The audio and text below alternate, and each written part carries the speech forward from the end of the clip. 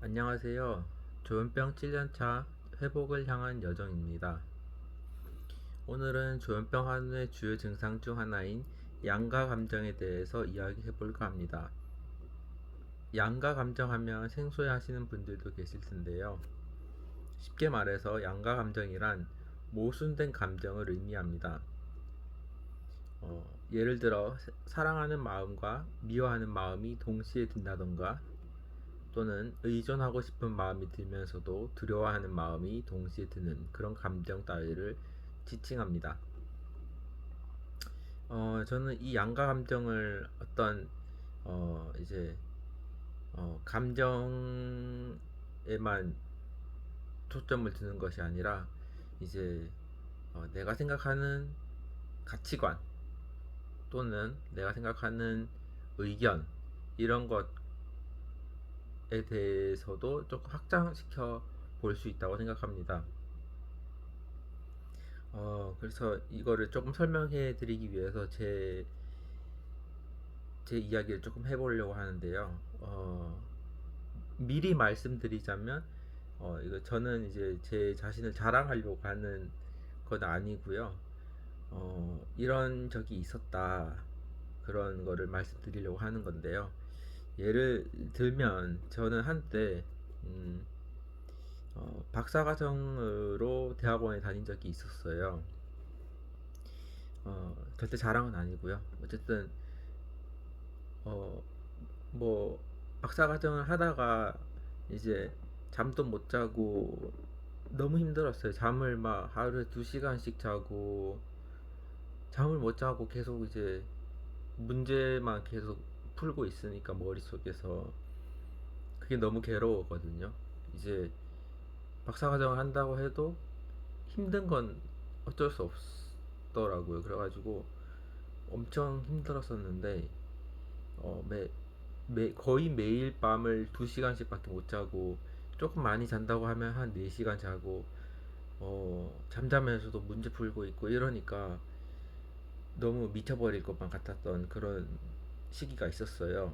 그래서 너무 그 과정이 힘들어서 중간에 석사까지만 하자, 그만두고 싶다, 이런 생각이 많이 들었습니다. 어, 저는 그 당시에 이제 부모님이랑 떨어져서 살고 있었는데, 부모님께 전화를 해서 이제 말씀드렸죠. 이제 박사 과정 너무 힘들다. 나 이제 더 이상 하고 싶지 않다. 어, 석사 과정으로 끝내려고 한다.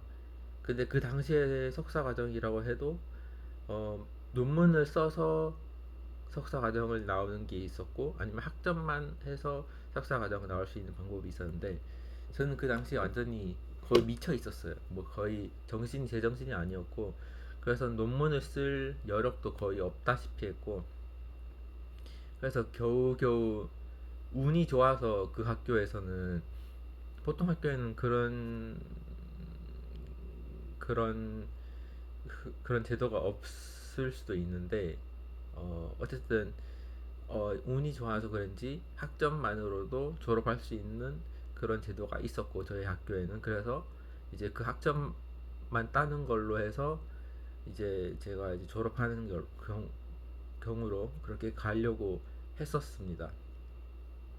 그래서 부모님께 전화했죠. 부모님께 너무 힘들다, 석사까지만 이렇게 하겠다 하니까 부모님은 반대하시는 거죠. 네가 박사과정까지 하는 게 좋지 않겠냐. 반대하고 계속해서 박사과정 할 것을 요구하셨죠. 그 당시 부모님도 이제 저한테 기대가 많았고, 그리고 이제 주변 사람들한테 자랑해 놓은 것들이 있고 하니까 그랬었던 것 같기는 해요. 그렇게 얘기를 했었어도 어, 부모님이 그렇게 반대하니까 제 마음에는 두 감정이 드는 거죠. 이제 박사과정을 그만둬야 되나, 아니면은 박사과정 계속 해야 되나.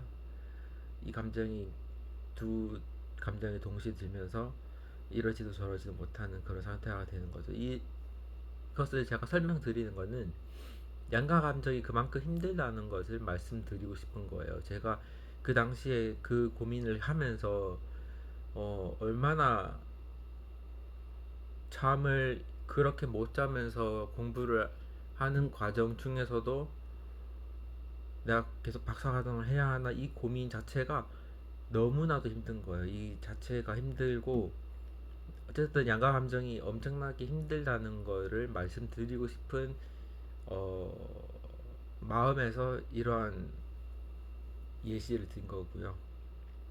조금 더 조금 더 다른 이야기를 해보자면 또 한 번은 이제 제가 인간관계가 별로 좋지 않아 가지고 회사를 다니고 있었는데 그 회사에서 인간관계가 별로 좋지 않아 가지고 그 회사를 그만두고 그리고 이직하고 싶었던 적이 있었어요.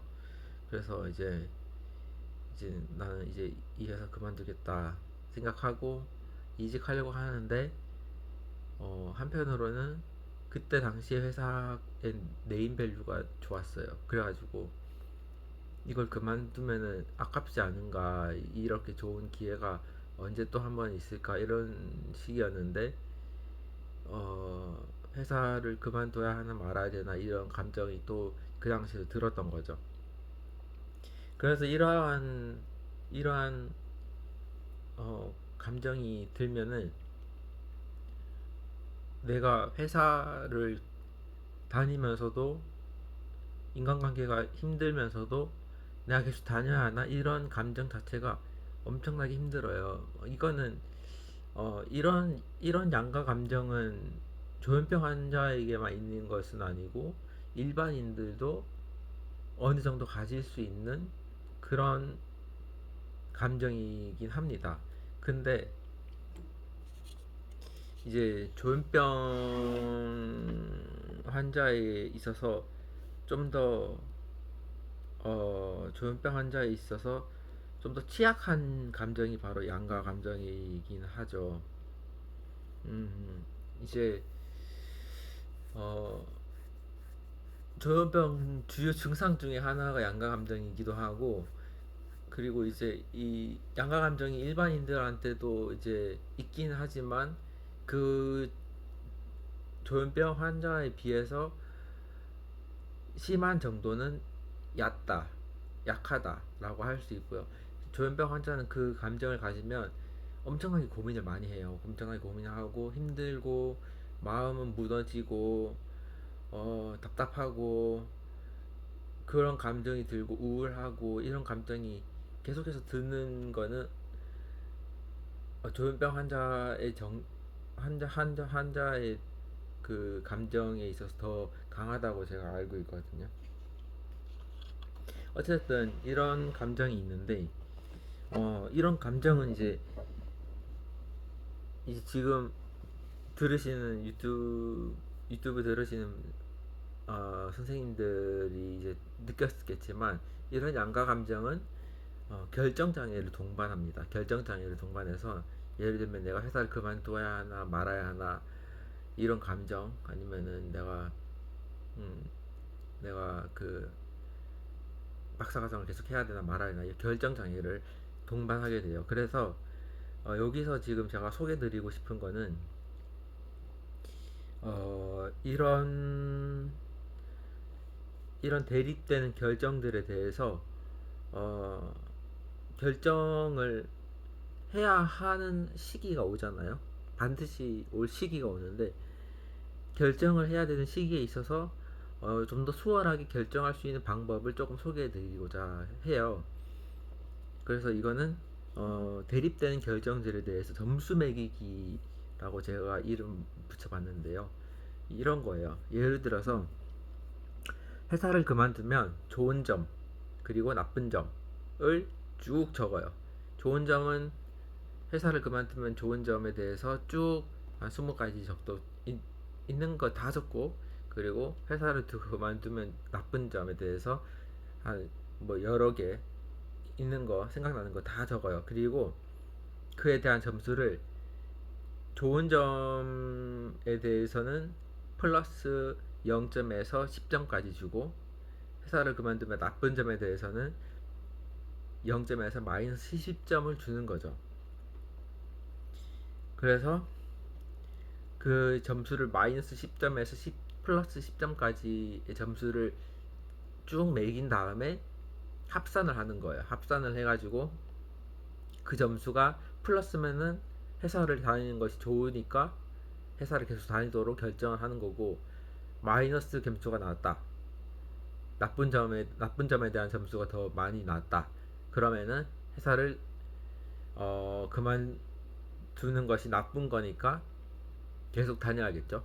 그런 식으로 결정을 내리는 방법이 바로 이, 이 지금 점수 매기기 방법이거든요.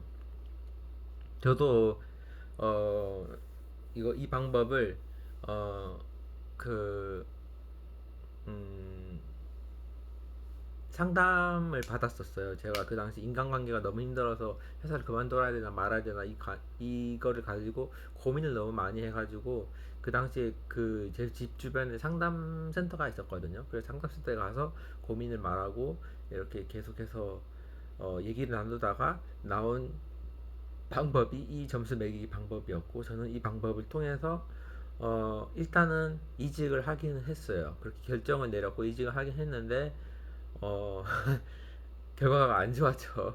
이직을 해서 어 앞편에 제 유튜브를 본 사람은 아시겠지만 재발을 했어요. 당시에는 이직이 좋겠다, 나는 이직을 하고 싶다, 이렇게 마음을 먹고 이직을 했는데 결과는 어쨌든 재발을 했죠. 이렇게 해서 나쁜 결과가 나왔지만,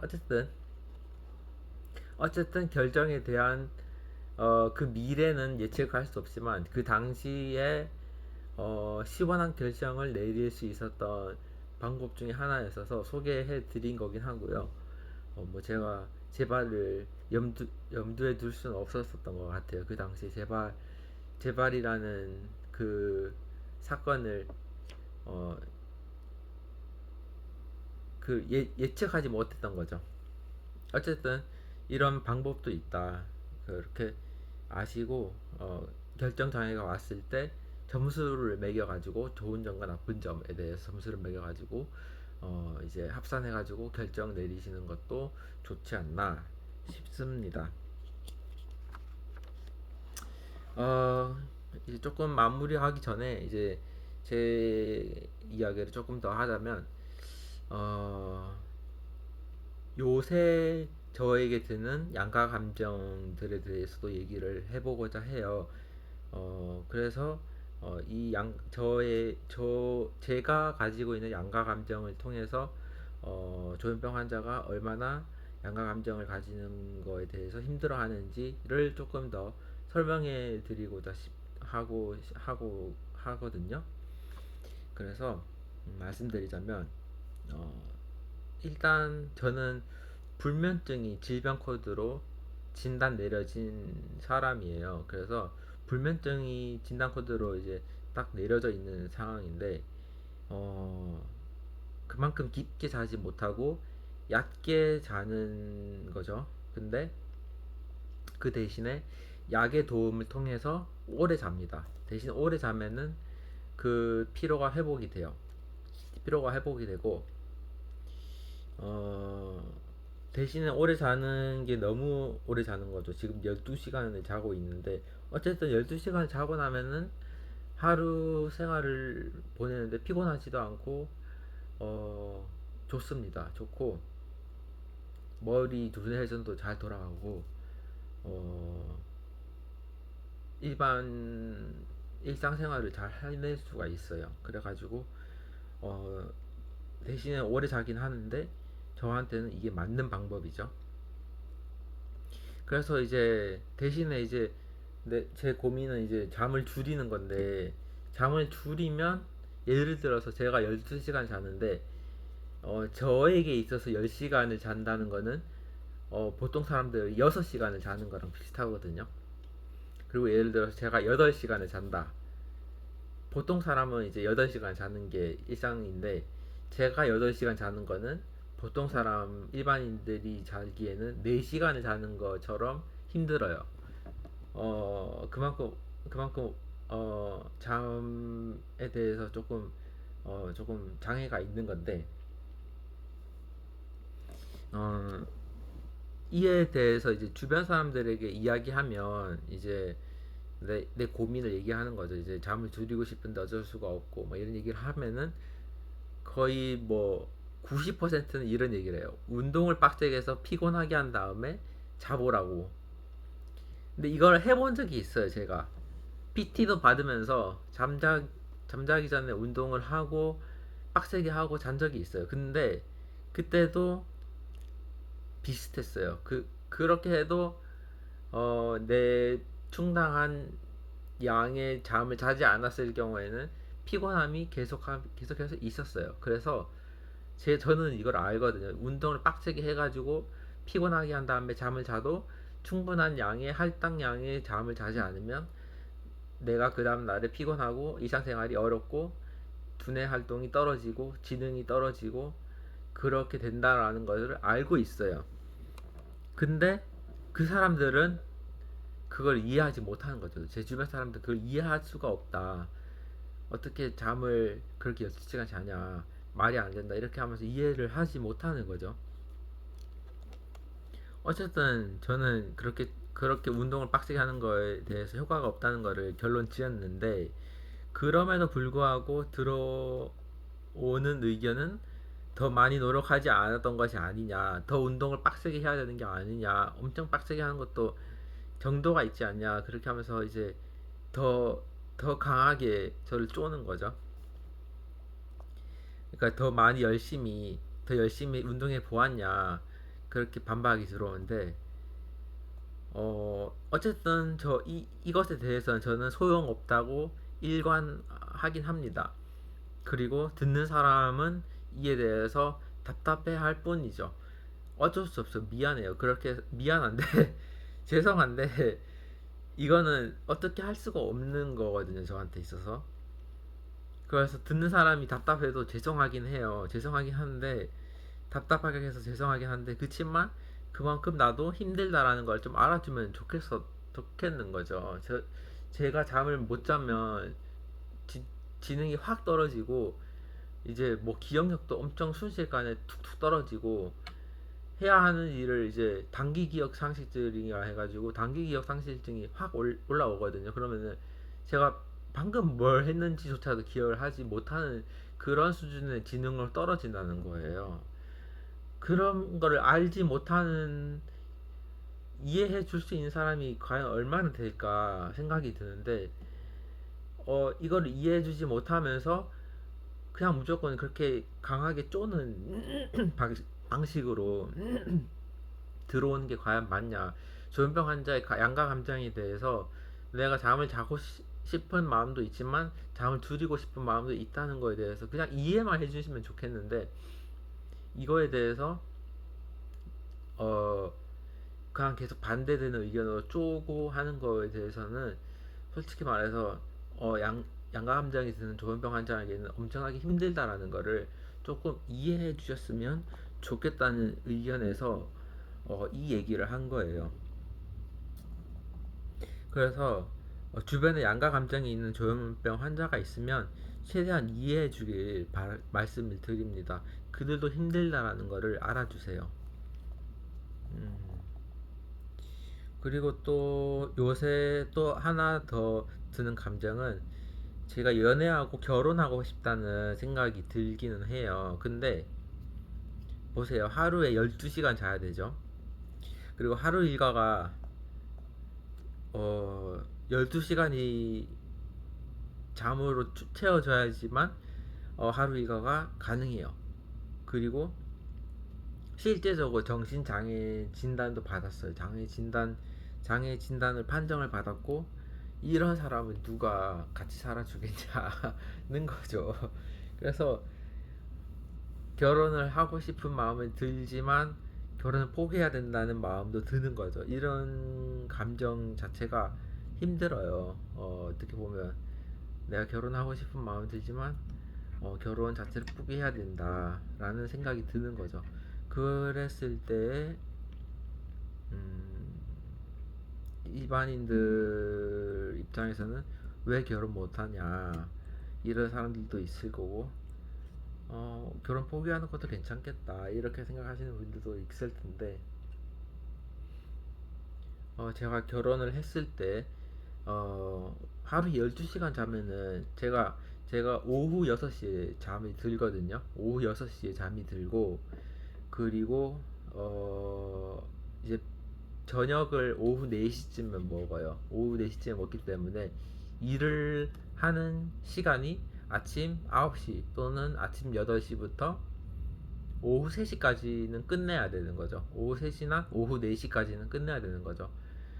이런 일자리가 흔치 않아요. 흔치 않고 이런 일자리를 한번 들어가고 나면은 어, 다시 나오기가 힘들어요. 그러니까 쉽게 이직하거나 그만두는 거를 할 수가 없어요. 그런 상황에서 일도 적게 하죠.